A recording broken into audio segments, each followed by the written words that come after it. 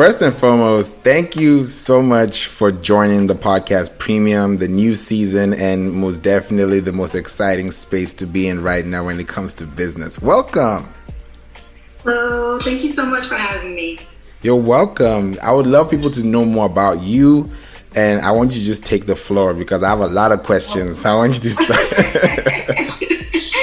All right. Well, my name is McDonald. I'm the owner of Urban Business Directory, where we just focus on really amplifying the voice of Black-owned businesses. You know, we make sure that they have representation in the digital space and help build their reputation. So we have two aspects of our service. We have the Black Business Directory, where people actually can go there, find a Black-owned business. Black entrepreneurs can, update their profile, and then we serve them up with initiatives or campaigns such as social media marketing, blog content to really increase their SEO value, and we just do whatever we can to really uplift them. And then we have our other side of the business, which is a full-scale digital marketing agency. Our main focus is web design, because so often, as entrepreneurs, they'll go out and they'll be like, oh, I'm gonna get a website, but they don't really think about all the mechanics and the important aspects of building their website. So then we offer the web design,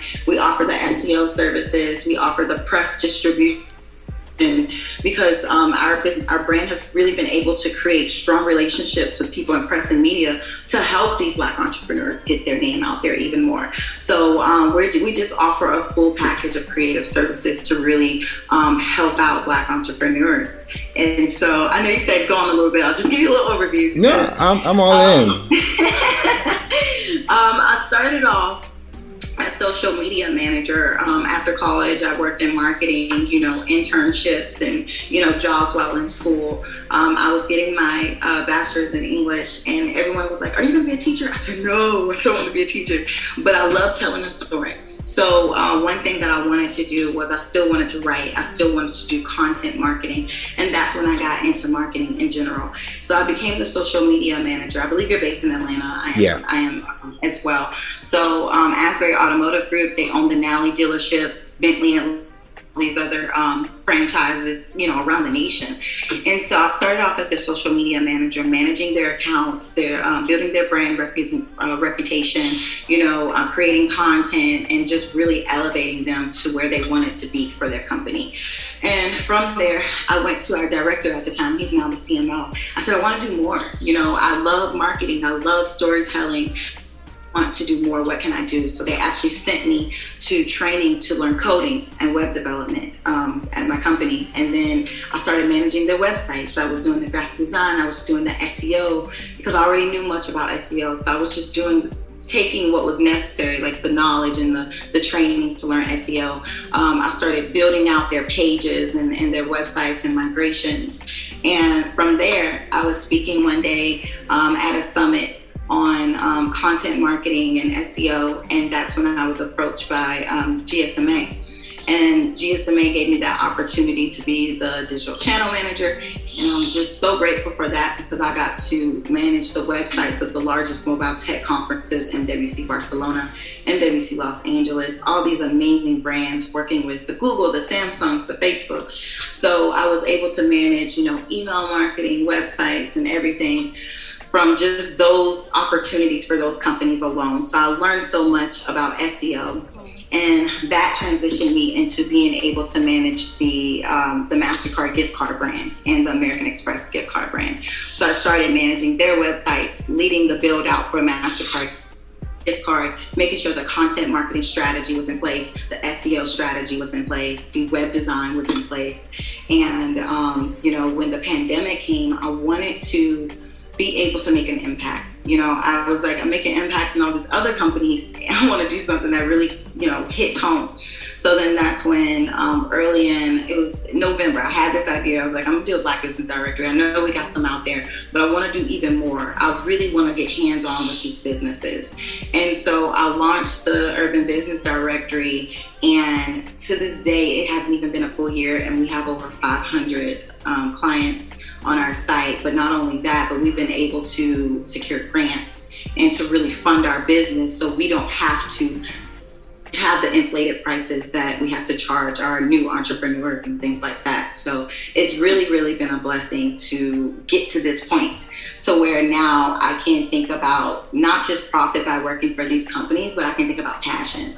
And so that's just a little bit about me. That's amazing. You know, once you were talking about SEO and development and web design, can you let us know a little bit more about how important these things are? Because people kind of overlook them without understanding that that's really where they need to start and not just be posting everywhere. Oh my gosh, yes. You know, a lot of people, they'll say, you know, I need to do this and that on Instagram. Great, but is Instagram going to pay you for that? Is Instagram the one paying your bills? Is that the one that's driving traffic? Like you need to use Instagram and social media to drive traffic. But what's the point of driving traffic somewhere if your website is not optimized? If it creates a very bad user experience, you know, people want to get to where they need to go as fast as possible. Yeah. You know, so creating a strong user experience on your site is so important. You know, I tell people, don't invest in paid advertising if you're taking people to a homepage that has nothing there that's beneficial to them.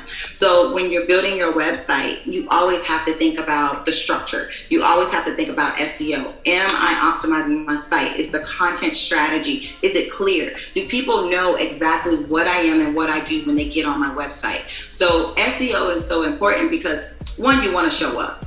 What's the point of having a website if you can't be found, right? Like, what's the point if you are an event planner based in Atlanta and you site, but you're not showing up when people are looking for event planners in Atlanta? That's a problem. So I tell everyone, let's focus on SEO when in the initial process of building your site. You know, you want to make sure that you have content for one, because it's saying content is king, but content is key. It's key to success. You know, don't have an empty site because Google's going to crawl whatever it is that you have on your site. So you need to make sure that you're speaking to your people. You need to make sure that we're implementing keywords into your at the top of the fold. You know, we need to make sure that we're creating content that's based around the questions that your target audience are asking Google, are asking search engines, what they're searching for. So when, as entrepreneurs, it's important on the website to make sure you touch every topic that your target audience is researching, because that is a prime way to get the results that you need. You need to make sure your website's fast.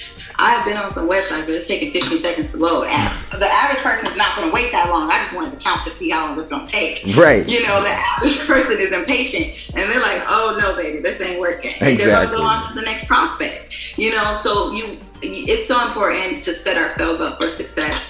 You know, building a fast website, a website that touches on the topics that our audience are interested in. It's so important to not add a million colors and a million different things going on your site. Sometimes I'm like, what's going on? What's going on? You know, but again, I have that patience. But the person that's trying to find what they're looking for and not waste all day, they don't have that patience. And unfortunately, when a lot of people, a lot of entrepreneurs and aspiring or new and up-and-coming business owners, they just go all in and say, I got it done. Getting it done is not going to do the trick. The trick is to take the time and take the investment, and time is an investment. You know, make sure that your SEO is on point when it comes to building your website. And so, you know, I can't stress it enough. A lot of people, they come back and they'll come to us and say, you know, I got this website, but I didn't think about the SEO aspect. I'm not getting any traffic. You know, all my traffic is from paid, but even from paid, I'm not getting any conversions because the website doesn't make sense. Exactly.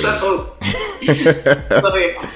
You know, it's crazy that you're mentioning this, because I've been talking about this for a long time. I've been saying, guys, listen, this is what you need to know, because if you don't take SEO practically now, even your social media, your keywords and your caption, what are people talking about? Are you driving conversations? When someone says driving conversation, it doesn't mean typing your own words. You know what I mean? Mm-hmm. Yes. So many people, they think brand. Who's going to look up, you know, Mr. Noodle's ice cream shop? No one's going to look up the name of your business. They're going to look up the industry and the niche, because they're trying to find They don't know you yet, so people are like, I'm ranking, my name is ranking for what? What is it ranking for? What keywords are you ranking for? And so it's so important to remind people that it's not about you. It's not about what you think. It's not about how you feel. It's about what the customer is thinking. So we have to tap into the mindset of our customers and say, what would they search? Yeah. What are their pain points? But this is all easily achieved by research and data. Data and the tools, they're there for a reason. It's to make us as entrepreneurs and business owners not have to do so much work and be psychics trying to figure out what people are thinking. It's already there, Exactly. But people don't use it. Exactly. People, and then sometimes another thing that they say is, how do you start? Like, where do you look for these things? Like, could you tell them a little bit more of how, like, your process was? Because you were doing this for a business that's already in operation. Now, some businesses don't operate like that, so there's a difference when SEO is working to your advantage because you're in operation, and when you don't have a business that's planning to operate. So can we distinguish the two and see how that can make sense to someone who needs to know about SEO before they start business?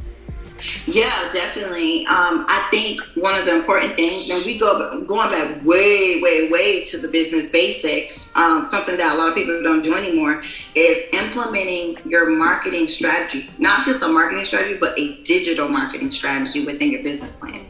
Because, it's time to modernize things, right? Marketing, they'll be like, yeah, we need to do this market research. It's all still relevant. We're just now implementing digital into the play. So the research aspect, understanding who your competitors are before you do anything is important. So doing that SWOT analysis, doing the competitor research, understanding your area, if you're a local based, entrepreneur or seller or service based provider, understanding your market is so important. Understanding who your competitors are, because we don't need to reinvent the wheel, right? If you say that you're a real estate agent and you're focused in this specific area, see what your competitors are doing. See what their audience is like. See what kind of content is working for them. You don't have to you're not the first person out there to be doing this one thing. You can easily create a blueprint that works for your business based on the other successes of relevant competitors. So when you're thinking about SEO, I always say use tools, use Google Keyword Planner, use Ahrefs, use Answer the Public, use these tools, SEMrush, use these tools to help you better understand your industry, your competitors, and your target audience. It's so important. So before anyone invests in jumping into something or putting money into something, I say take a step back, map everything out. Think about what keywords you need to focus on. Think about the psychology of your personas, right? A lot of people they'll say target audience, but you have to think about your personas, all of your types of customers that you're going to have. You're most likely not going to have just one type of customer. You have to think about, okay, but I have a customer for this and a customer for that, a customer who would need that. How do you speak to them? What language do you need to use to reach them? So the research aspect when you're starting a business is important, because you will be very, very regretful if you go in with a strategy that isn't proven, with a strategy that isn't tested, with no SEO in mind, no keyword research, no market research, no nothing, and then you'll be disappointed. So developing and implementing that digital marketing strategy, that SEO strategy within that plan from the initial starting point is key. You don't want to start in the middle and you don't want to start at the end, because then you're going to have to keep backtracking and there's never forward progress in your business. You're always going to play catch up. So to prevent that catch up, I tell everyone, let's take a step back and let's do some research, because research and strategy, that's going to set the path for you, a clear path. It's going to set you up for success. And it takes a while for SEO to hit, right? I always tell everyone, it can take 3 to 6 months if you're doing it right. But sometimes we can fast track it. Let's add some schema markup, some code, some structured snippets into your website, But you got to start from the beginning. You got to start before you do anything. Now, I think a lot of people are probably thinking over their head, and I'm going like junkie mode. So, so like if you think about all the geek aspects of this SEO, it sounds like Greek to people, so how can they not focus on that complicated factor and then just focus more on, okay, she said I got to go to answer the public. Okay, I got 5 questions. How do I turn these questions into timestamps that have keywords on YouTube that I can feature in my blog and then publish on Pinterest as a blog? When they think about all these things, it sounds like structure, but it sounds like a lot of work to them. So is there an easier structure for them to follow, or they just have to do what they have to do? The word easy is subjective, right? It might be easy to you and I, but not to them, right? So everything takes work. I've never met a successful lazy entrepreneur. I've never met an entrepreneur who hasn't stayed up a few nights to get the job done. I've never met an entrepreneur who didn't value putting in the work. So whatever it is, in any aspect of your business, you got to put in the work. And if you don't want to put in the work, then put the money forward to pay somebody to do it. Facts. If you don't want to spend your time, then spend your money. And so I wouldn't say there's an easy way to do it, but there's a structured way to where you can figure out what works best for you. If you have content, make sure you're thinking about, okay, how can I put this blog article? How can I chop this up to create Instagram post, a campaign? And I tell everyone, if you want to think about an easy way to market across all platforms, all channels, because cohesion is everything, right? Yeah. Chop up your content, have templates that you can just have on deck. Don't reinvent the wheel. Have a template for Instagram. Have a template for how you're going to place your blog content. Make sure you're using cards on YouTube. Make sure you're taking breaks and you're adding links so people can click out and go to your website. At the end of the day, end goal should be, let's drive that traffic to that website and get that conversion, get that lead. So in with everything you do in mind, think, how can I get people to my website? Always be your end goal, because when you always have your end goal in mind, then you can say, okay, what I'm going to do with this social media post is I'm going to use this template content and tell people to click that link in my bio. I'm going to tell people that you got to subscribe. I got to get that email list. So whatever you do, however you're telling your content, you already kind of know what that second half is going to be. It's going to be getting them down that funnel. So you just got to create a things, but with a template you can create 10 different pieces of content, or chop that content you did and you can have that, schedule it out. Okay, that's social media. For your blog, you can easily just have a blog template set up, copy, paste your content from your blog, make sure you're putting in some links, and make sure you're telling people what to do, because you don't want to have a blog article with no call to action. So you have your blog, that should be your initial content because you're chopping it up, right? And then for YouTube, talk about it. Make sure you have a strong description on your YouTube. Make sure you have the links. Make sure you're adding tags. Make sure it's a very, very strong title.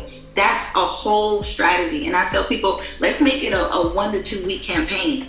That's content. That's a 1 to 2 week series right there. Take a rest, relax, work on your business. If you put in the work from the beginning, you plan everything out, you plan out your content, you plan out your SEO strategy, you're implementing these keywords, then you can take a break and let it work for you.